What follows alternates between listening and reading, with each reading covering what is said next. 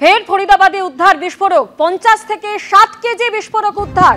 ফরিদাবাদে sector 56 থেকে উদ্ধার প্রচুর বিস্ফোরক উদ্ধার করলো হরিয়ানা ক্রাইম ব্রাঞ্চ। গ্রেপ্তার করা হয়েছে দুই সন্দেহভাজনকে। গতকালই আপনারা জানেন যে এই ফরিদাবাদ থেকেই 2900 কেজি বিস্ফোরক যেমন একদিকে উদ্ধার হয়, অন্যদিকে অস্ত্রশস্ত্র উদ্ধার করা হয়েছে। 3 ডাক্তার সহ 8 জনকে আটক করা হয়। গতকালের পর আজকেও এই ফরিদাবাদে তল্লাশি অভিযান চালানো হচ্ছে এবং এখনো পর্যন্ত যা জানা যাচ্ছে 50 থেকে 60 কেজি বিস্ফোরক উদ্ধার হয়েছে।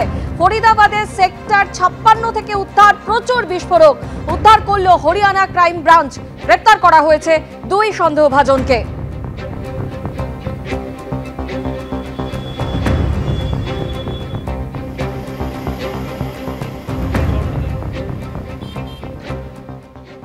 দিল্লি বিস্ফোরণ কাণ্ডের পর একাধিক জায়গায় তল্লাশি শুরু করেছে দিল্লি পুলিশ। ফরিদাবাদে তল্লাশি শুরু হয়েছে, আর যেখানে আল ফালাহ বিশ্ববিদ্যালয়ে যায় দিল্লি পুলিশের আধিকারিকরা এবং সেখানে গিয়ে জিজ্ঞাসাবাদ করা হয়। জঙ্গি মুজাম্মিলের সঙ্গীদের জিজ্ঞাসাবাদ করে পুলিশ। বিশ্ববিদ্যালয়ের পড়ুয়া, কর্মচারী এবং অধ্যক্ষকেও জিজ্ঞাসাবাদ করা হয়। 6 জনকে হেফাজতে নিয়ে জঙ্গি মডিউলে জিজ্ঞাসাবাদ করা হয় বলে সূত্রের খবর।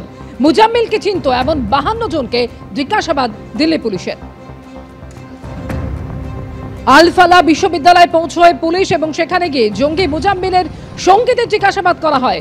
এছাড়াও বিশ্ববিদ্যালয়ের পড়ুয়া, কর্মচারী, অধ্যক্ষকে জিজ্ঞাসাবাদ করে দিল্লি পুলিশ।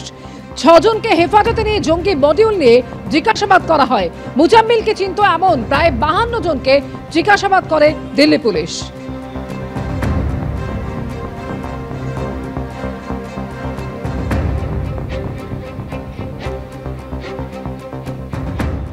কেন্দ্রীয় স্বরাষ্ট্রমন্ত্রী অমিত শাহ সকালে বাসভবনে বৈঠক করেন একটি উচ্চ পর্যায়ের। অন্যদিকে এই মুহূর্তে স্বরাষ্ট্র মন্ত্রক তার অফিসে একটি উচ্চ পর্যায়ের বৈঠক চলছে এবং আর কিছুক্ষণের মধ্যেই পরিষ্কার হয়ে যাবে যে আজকের এই বৈঠকে ঠিক কি হলো। অন্যদিকে গতকালের এই ভয়াবহ বিস্ফোরণ একেবারে লালকেল্লার সামনে, তাতে 12 জনের মৃত্যু হয়েছে বলে এখনো পর্যন্ত খবর। ইতিমধ্যেই ঘটনাস্থলে ফরেনসিক টিম তারা পৌঁছে গিয়েছে। অন্যদিকে গতকালই আপনারা জানেন যে এই ঘটনার পরে এনএসজি কমান্ডো, এনআইএ তারাও পৌঁছে যায়, তল্লাশি অভিযান চালানো হয়। এই মুহূর্তে সেখানে পৌঁছেছেন ফরেনসিক বিশেষজ্ঞরা।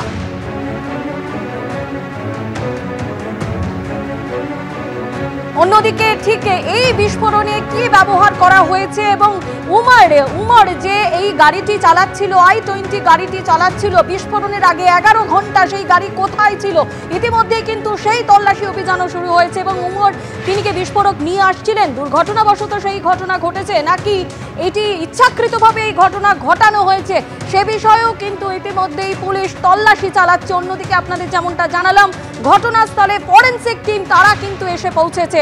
সম্ভবত অ্যামোনিয়াম নাইট্রেট ও ডিটোনেটর ব্যবহার করা হয়েছিল।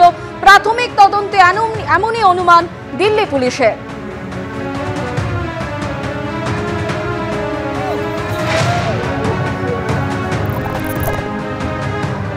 দিল্লি বিস্ফোরণের নেপথ্যে থাকা সব জঙ্গিদের খুঁজে বার করতে হবে।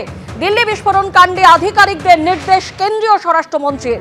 যারা এই বিস্ফোরণে জড়িত, আমাদের এজেন্সি কি করতে পারে এবার দেখবে, হুঙ্কার কেন্দ্রীয় স্বরাষ্ট্রমন্ত্রী অমিত শাহ।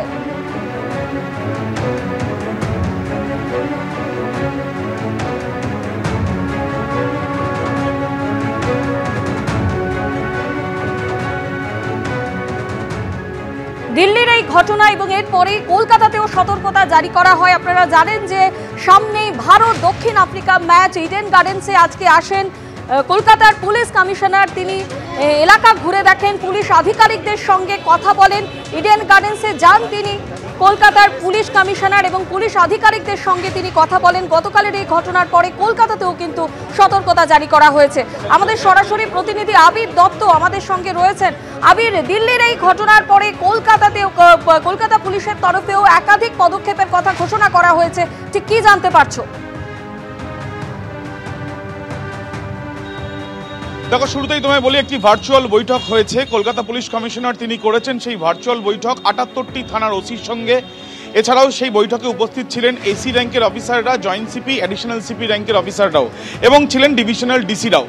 এবং এই যে বৈঠক সেটা মূলত দিল্লিতে যে বিস্ফোরণের ঘটনা গতকাল এবং সেই বিস্ফোরণে যে সকল যেসব বিষয়গুলো সামনে আসছে, ফিদাইন আক্রমণ হতে পারে বা কেমিক্যাল অ্যাটাক হতে পারে বা এই ক্ষেত্রে ডিটোনেটর ব্যবহার করা হতে পারে বা কমার্শিয়াল কিছু এক্সপ্লোজিভ সেগুলো ব্যবহার করা হতে পারে, এই সমস্ত বিষয়কে তারা নজরে রেখে তারা কিন্তু স্পষ্টত বেশ কিছু বিষয়ের উপরে জোর দিচ্ছেন। প্রথম নাকা চেকিং, সেই নাকা চেকিং নির্দিষ্ট সময় যেমন হবে তার সঙ্গে সঙ্গে বিভিন্ন সময় হঠাৎ হতে পারে এবং সেই ছাড়াও ইন্টেলিজেন্সের উপরও জোর দেওয়া হচ্ছে, থানায় থানায় সেই বিষয়গুলো নজর রাখতে বলা হয়েছে। তৃতীয়ত বিভিন্ন হোটেল থেকে আরম্ভ করে লজ সেগুলোর উপরে নজরদারি, বাইরে থেকে কোনো ব্যক্তি আসলে সন্দেহভাজন কোনো বিষয় কিছু দেখলে সেই ক্ষেত্রে তারা লালবাজারকে জানাতে পারেন থানার ওসিরা বা থানার তরফ থেকে যারা কর্তব্যরত থাকবেন তারা। এছাড়াও একাধিক বিষয় নেওয়া হয়েছে সিকিউরিটি বাবদ বা নিরাপত্তার স্বার্থে, এমনটাই কলকাতা পুলিশ কমিশনার আজকে জানিয়েছেন। এবং মূলত আমরা জানি 14 তারিখে ভারত এবং দক্ষিণ আফ্রিকার যে ম্যাচ রয়েছে সেই ম্যাচ অর্থাৎ টেস্ট ম্যাচ 5 দিনের, তার আগে ইতিমধ্যে দক্ষিণ আফ্রিকা দল এবং ভারতীয় ক্রিকেট দল তারা এসে পৌঁছেছেন এবং তাদের হোটেলে তারা থাকছেন, সেই ক্ষেত্রে নিরাপত্তায় বাড়তি ব্যবস্থা করা হচ্ছে।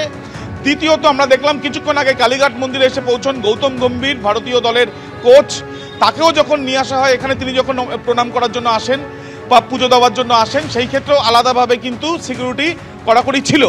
অন্যদিকে প্র্যাকটিসের জন্য এই যে দুদিন রয়েছে, দুদিনের প্র্যাকটিসের জন্য আজকে যেমন দেখা গেল দক্ষিণ আফ্রিকা দল প্র্যাকটিস করছিলেন যখন, তখনই কলকাতা পুলিশ কমিশনার তিনি ইডেন গার্ডেন্সের ভেতরে যান, সেই ক্ষেত্রেও আলাদা ব্যবস্থা করা হচ্ছে, সেই জন্য বৈঠকও করা হয়েছে সিএবি কর্তাদের সঙ্গে। সব রকম ব্যবস্থা নেওয়া হচ্ছে এবং তার সঙ্গে আরও দুটো বিষয় তোমায় জানিয়ে রাখি। প্রথমত আমরা জানি যে শীতের মরশুম সামনেই এবং সেই ক্ষেত্রে বাইরে থেকে প্রচুর মানুষ আসেন, অনেকে আসে যারা কাশ্মীর থেকে আসছে শাল বিক্রি করার জন্য বা অন্যান্য ব্যবসার স্বার্থে, সেই ক্ষেত্রেও আলাদা ব্যবস্থা কলকাতা পুলিশের তরফ থেকে করা হচ্ছে যাতে তাদের নাম পরিচয় সেগুলো জানা যায়। এবং দ্বিতীয়ত উৎসবের মরশুম যেমনটা তোমায় বললাম, সেই ক্ষেত্রে প্রচুর মানুষের সমাগম, বিভিন্ন রাস্তায় বিভিন্ন জায়গায় ফেস্টিভ্যাল, সেই ক্ষেত্রেও কিন্তু ব্যবস্থা এখন থেকেই কিন্তু নেওয়া হচ্ছে কলকাতা পুলিশের তরফ থেকে, এমনটাই সূত্র মারফত জানা যাচ্ছে। শুধুমাত্র তাই নয়, কলকাতা পুলিশ কমিশনারের নির্দেশে অ্যাডিশনাল সিপি এসটিএফ তিনিও কিন্তু বেশ কিছু ইনপুটস যদি পাওয়া যায় সেই ক্ষেত্রে যাতে কলকাতা পুলিশকে দেওয়া হয় সেই বিষয় নিয়েও থানার ওসিদের জানান এবং তার সঙ্গে সঙ্গে তাদের কি ফাইন্ডিংস রয়েছে প্রাথমিকভাবে তাদের বিভিন্ন রকম অনুসন্ধানে, সেই বিষয়টা নিয়েও কিন্তু তারা সতর্ক করেন এবং বিভিন্ন সতর্কতামূলক বিষয়গুলো নিয়েই আলোচনা হয় এই বৈঠকে। এবং তার সঙ্গে সঙ্গে গতকাল যেমন নাকা চেকিং চলেছে, আজকেও বিভিন্ন জায়গায় সেই নাকা চেকিং চলবে। তার সঙ্গে ইডেনে যে ম্যাচ আছে তার আগে দীর্ঘক্ষণ বৈঠক করলেন সিএবি কর্তাদের সঙ্গে কলকাতা পুলিশ কমিশনার এবং তার সঙ্গে সঙ্গে এটাও নির্দেশ দেওয়া হয়েছে, যা সূত্র মারফত জানা যাচ্ছে যে ভারতীয় দল বা দক্ষিণ আফ্রিকা দলের কোনো সদস্য যদি বাইরে বেরোনো, সেই ক্ষেত্রেও কিন্তু নিরাপত্তার আলাদা ব্যবস্থা রাখা হবে কলকাতা পুলিশের তরফে। ধন্যবাদ আবির।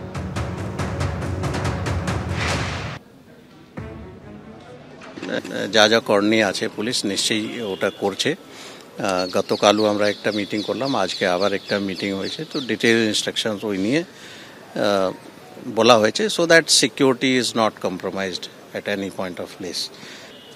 ওটা প্লেয়ার্স অ্যান্ড টিম ম্যানেজমেন্ট সবার অ্যান্ড ইনক্লুডিং দ্য ভেন্যু, যত ভেন্যু আছে যথেষ্ট সিকিউরিটি অ্যারেঞ্জমেন্ট করা আছে, আমরা আশা রাখছি ওটা নিয়ে কোনো ইস্যু হবে না।